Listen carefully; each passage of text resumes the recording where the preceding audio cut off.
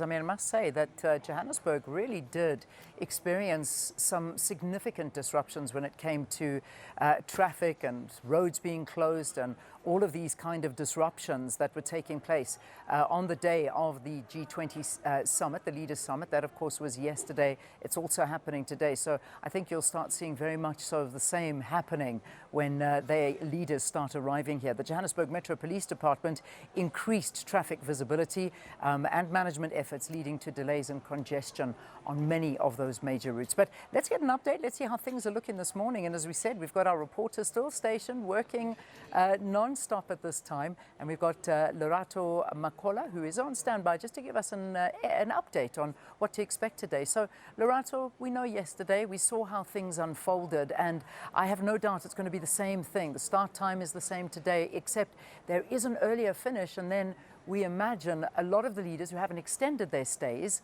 the others would have to make their way back to the respective airports and board their planes. So again, all over Johannesburg, I'm sure there's going to be major disruptions.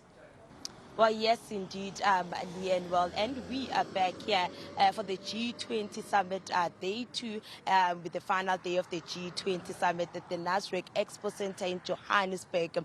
Well, yesterday, Leanne, when we engaged with some of the commuters at the Eastgate taxi rank, many commuters were frustrated, Leanne, while saying that the road closures is affecting their ability to move around the city, and this has led to them to accessing some of the public transport. And when we engaged with some of the residents, they've mentioned that they don't have transport to Rivoli as well, and this is causing travel delays. And we also went to Soweto earlier to engage with some of the entrepreneurs, the business owners, who told us that they've expressed happiness. Rather, they've mentioned that the G20 Summit has brought in more customers for them and increase the revenue. But Leanne, police visibility continues to remain high, with police officers stationed at every major intersection. I'm just going to ask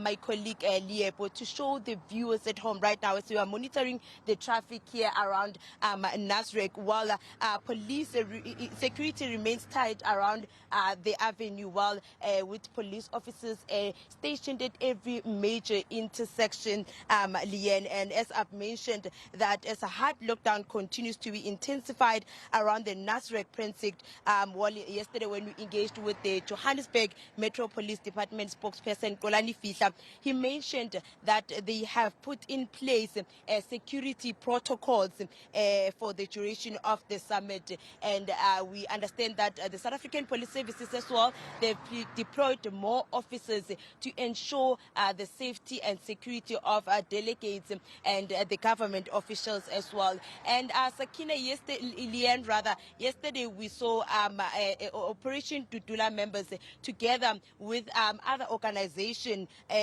staging a protest outside the Nasrec, and we saw the police officers preventing them from marching to the Nasrec Expo Center where the summit will be held. And Sakina, Leanne, what I can tell you is that police visibility continues, is extremely high. Security is extremely high. Security remains tight here around the avenue. While Leanne will continue to monitor the traffic here around the Nasrec. And yesterday, as I've mentioned, that we engaged with some of the commuters, and they were frustrated, saying that the road closures is affecting their ability to move around the city. But Leanne will continue to monitor the traffic here around Nasrec. But for now, back to you in studio. All right, Lerato, thanks very much. And we will stay, obviously, in touch with you just to see how things are developing on the roads. Thanks again, Lerato.